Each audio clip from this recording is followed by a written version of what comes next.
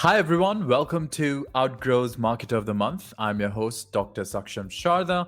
I'm the creative director at outgrow.co. And for this month, we're going to interview Alexander D. Ritter, who is the CTO and creator of INK, which is a new AI content performance optimization platform. Thanks for joining us, Alexander. Thank you so much for having me. So before we continue with the podcast, I have a special message from our sponsors, microinfluence.co. Are you overwhelmed with being an influencer? Are you running out of ideas for content? Choose from Microinfluence's 1,000 plus interactive templates to boost your influence and stand out from the pack. Easily understand your followers, automate your engagement, and categorize your audience. Check out microinfluence.co now. All right, Alexander, so coming back to you, we're going to start with a rapid fire round just to break the ice. You get 3 passes. In case you don't want to answer the question, you can just say pass. But try to keep your answers to 1 word or 1 sentence only, okay? Got it. All right, so the first one. How long does it take you to get ready in the mornings? About 12 minutes. Okay, most embarrassing moment of your life? Something I said in high school that I didn't understand what it meant. Okay, how many hours of sleep can you survive on? I typically need a lot of sleep, but I can't go less than 6. Fill in the blank. An upcoming marketing trend is blank. Content signing. The city in which the best kiss of your life happened. Houston. Okay, pick one, Mark Zuckerberg or Jack Dorsey.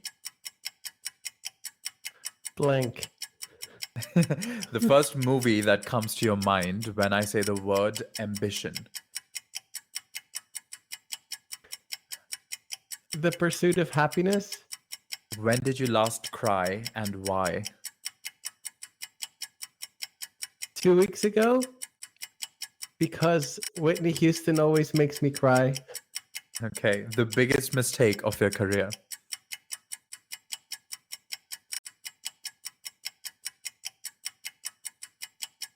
Trying to do everything myself.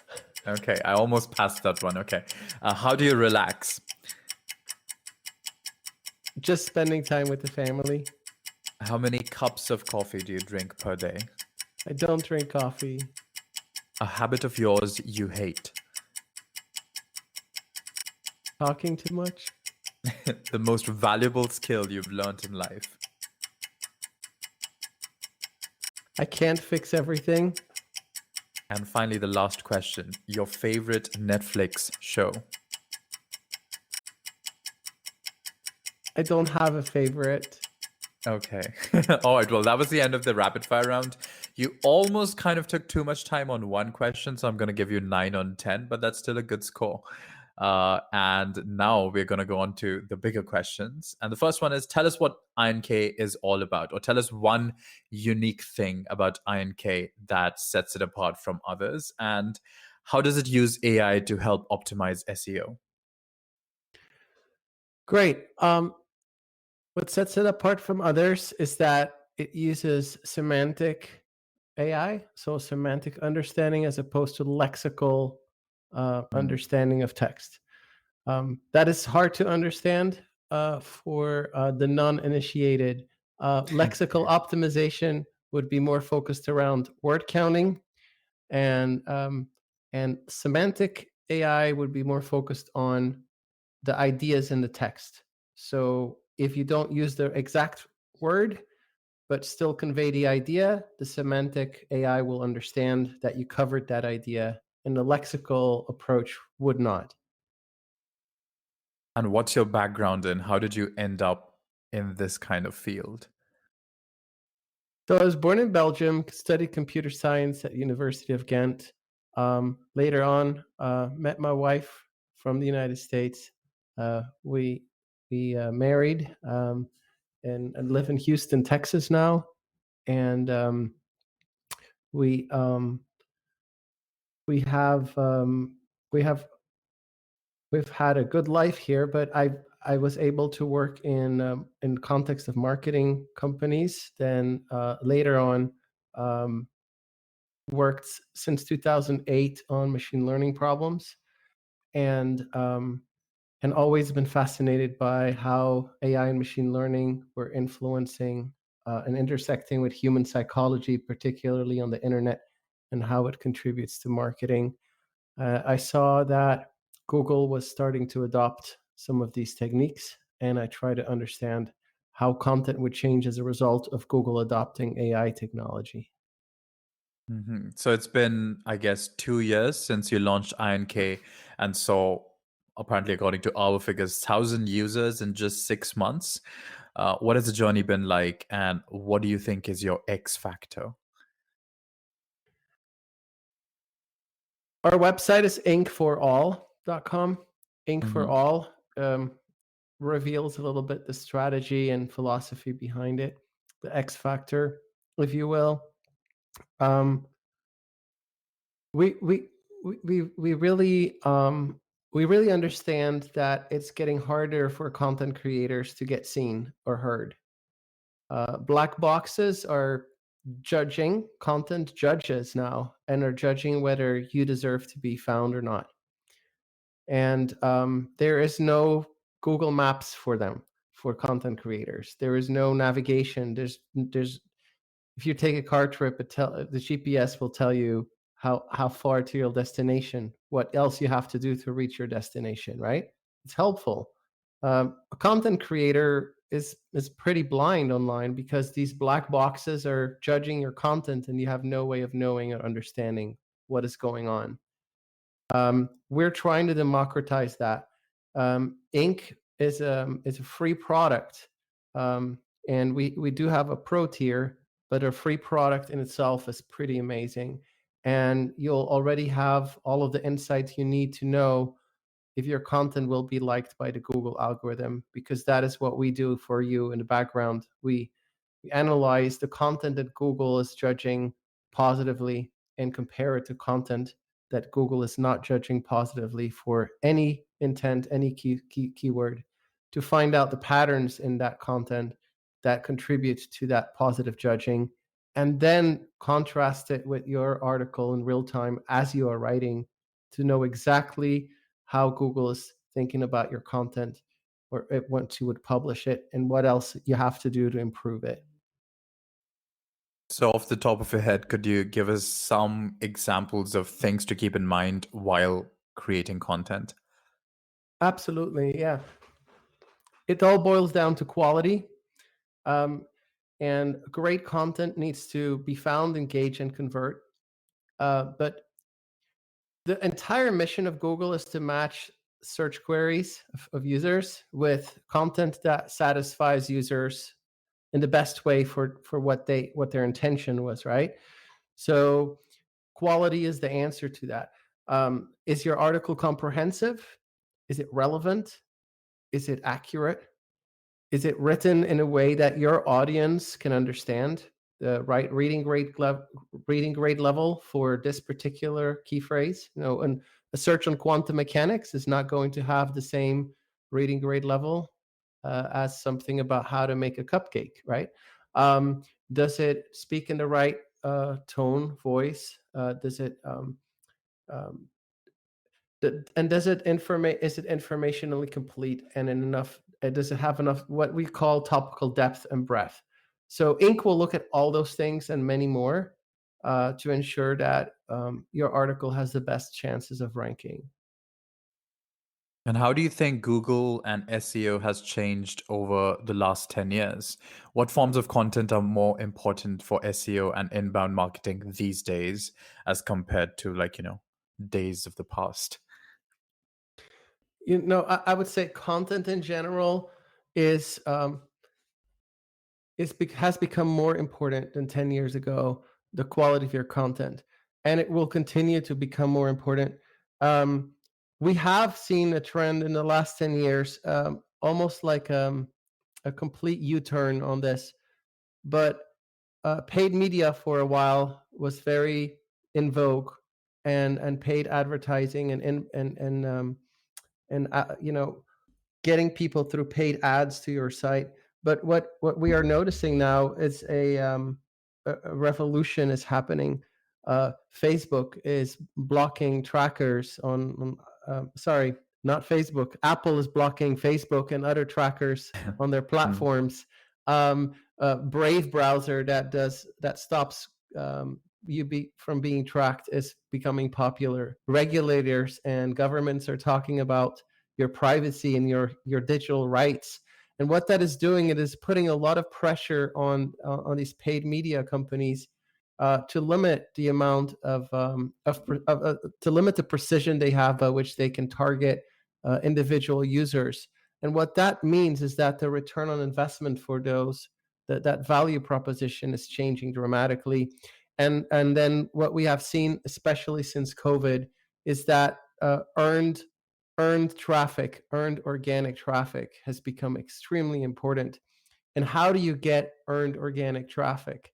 You get it with content, right? So you create valuable content that people can discover, that truly adds value, answers questions, is helpful, informative, is written in a great way. That attracts people organically, and that gets people to your site. That gets inbound traffic. And that is the trend that we're seeing that is currently taking place. And what about backlinks then? Are they still important for SEO? What kind of backlink building strategies should companies be adopting? We have to change our mindset from backlink building to authority building. And when I say authority building, you used to do that with backlink building, but now you have to do it by earning by becoming an expert, showing authority, and building trust. One of the ways that you can do that is by making sure that you update your SEO schema. If you're an author, that you have author schema that attributes the article to you as an author. Another way that you can do that is by signing your content. This is relatively unknown, but it's going to become very important. You can Google SXG, content signing, if you want to learn more about this. But essentially, a signature that this content comes from you and therefore can be trusted, is original, and is not tampered with. So Google will assign more authority to sites that are building a good reputation for trustworthiness. A word of caution as well. AI generation is very much in vogue, but it's very important to do it the right way. AI assisted content creation is a good thing. AI content generation without a human involved is prone to errors and can torpedo your authority, can actually achieve the very inverse. I know it can seem tempting to use these technologies and say, hey, let's just have AI write all my content. But Google already has signaled that they consider this as a spam activity, and your site will suffer in terms of authority. Don't focus much on link building. Instead, earn your links. Organic links, Google knows how to recognize them. Truly organic links. You earn them by offering good quality content and building true relationships. Don't waste your money on guest posts or other backlink purchasing schemes. It will not work in the long term. Instead, invest in your brand, in your authority as an author as well as a company. Interesting. And how does the signature thing work? Like, how is it like, what is to prevent, other websites from just copying your signature? Because I don't know how it works. So for people who don't know, how do you explain that to them? Yeah, well, there's different approaches to this. In the European Union, there was one project that I have seen that is using blockchain technology to sign an article, and you can think of your piece of content as an NFT, basically, that is validated through the Hmm. blockchain, and is really proven to be from you that way, and proves that you are the first one as well. But those are attempts at solving the larger problem as showing authority and measuring and tracking authority. Google has ideas of their own, and the way that Google is at least currently going about it is with signed SXG, so content signature, content block signature. It is an artifact that grew out of their amplified AMP pages. Um, and that has worked well for them, that they can then cache. Now, the way that works is much like you would sign your web page with an SSL certificate, and you would you would sign with an SSL provider. You would sign that this domain and this website is indeed yours, right? So as we know, such type of signature, having your website be HTTPS and S stands for secure, right, is a very important aspect of ranking in Google. And what is going to happen is you can now also start signing your content with another type of certificate, certifying that this is your content. And that will also boost authority. In the meantime, you can also contribute to that signature with schema just by adding metadata schema to your author page, to your content that says, hey, I am the writer of this. So when Google's crawler is indexing that page, they can see who is responsible for this content. By putting your name on things, you can build authority. I'd also mention, if you don't have an author page on your blog, make sure you have one. Make sure it's linked to your social media uh, profiles, and also try not to confuse Google. Be authoritative about something. Um, a person who is an electrician, right, may not be authoritative on hairstyle when they're writing about that. And if you want to be ranking well, become authoritative for something, and consider the writer also to be a brand, and protect your brand as a writer, making sure that you are authoritative about something. That is if you But want to improve your odds of ranking. hmm. But I guess in today's world, it's kind of hard to like measure authority itself of any kind of enterprise because even journalism is under question, and so how does one go about like how do you build this authority? What are the key tools? Like what are we using statistics? Are we using uh, I don't know, what are we using to build this authority? Yeah. So in my companies, my role is one of visionary. I am foretelling the future. Hmm. These metrics are not very well established yet, but I am telling your audience years in advance where this is going. Um, and today, there's practical steps you can take that will help you establish that authority and come out in 2, 3 years as the number one if you start implementing that today. Authority metrics are going to, I believe, be pioneered by some of the companies that have in the past pioneered other authority metrics. For example, Moz has this domain authority Hmm. rating. Majestic has this trust flow metric that they have pioneered, and so forth and so on.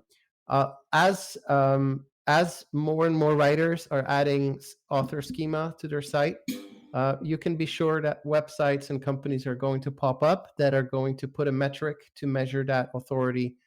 In the meantime, Google is not about to disclose its algorithm. They do telegraph very clearly that they care about expertise, authority, and trust.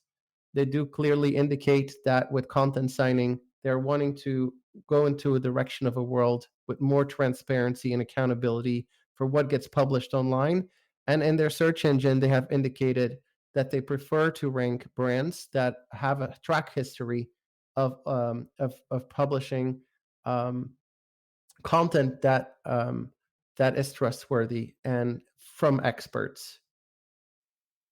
So, as a visionary, how do you stay up to date on the near constant search algorithm changes that are coming all the time? And how do you advise people to stay up to date with these? Some of the some of the things that are happening are really complex, and it really does help to follow some maybe influencers or experts in the field that are monitoring it for you and can give you an understanding of or interpretation of what's happening. Um, and so for the majority of the audience, I can say follow the Google people on Twitter, read Search Engine Journal and Search Engine Land websites. They publish on this a lot. Personally, how I get my news and is I look at Google more as a um, as a computer science company, when they publish white papers or AI breakthroughs, they don't do these things just for charity. They research because they want to solve problems with their search algorithms. So I look at these papers from a computer scientist point of view, thinking of how these papers might impact search in the future. And the direction of patents and research that they are doing is giving me an indication to interpret that and understand what direction we're going. I've used that exact same method to create our ink product, right, on Ink for All. And it breaks down a very complex process that used to take 4 days of manual work at our other company, an SEO agency, into a real time, accessible insight that everybody can benefit from, a content writer, without having to go through all the work of reading Google's paper, so to speak. All right, so I have one last question for you, which is what would you be doing if not this, if not ink? I have a million ideas, and therefore I don't have one good answer. Um, it would be I love doing things that have a positive impact on the world and can help other people. I am fascinated by how people make the decisions they do, how they come to that process, from a psychology, from brain chemistry, from marketing perspective. And I love to use my knowledge in general for ways that can help others. So I would be doing that. That's a broad thing, but okay. All right. So, well, that was the end. Thanks, everyone, for joining us for this month's episode of Outgrow's Market of the Month. That was Alexander D. Ritter. He's the CTO and creator of Ink, which is a new AI content performance optimization platform. Thanks for joining us, Alex. Thank you so much for having me. Check out the website for more details, and we'll see you once again next month with another Marketer of the Month.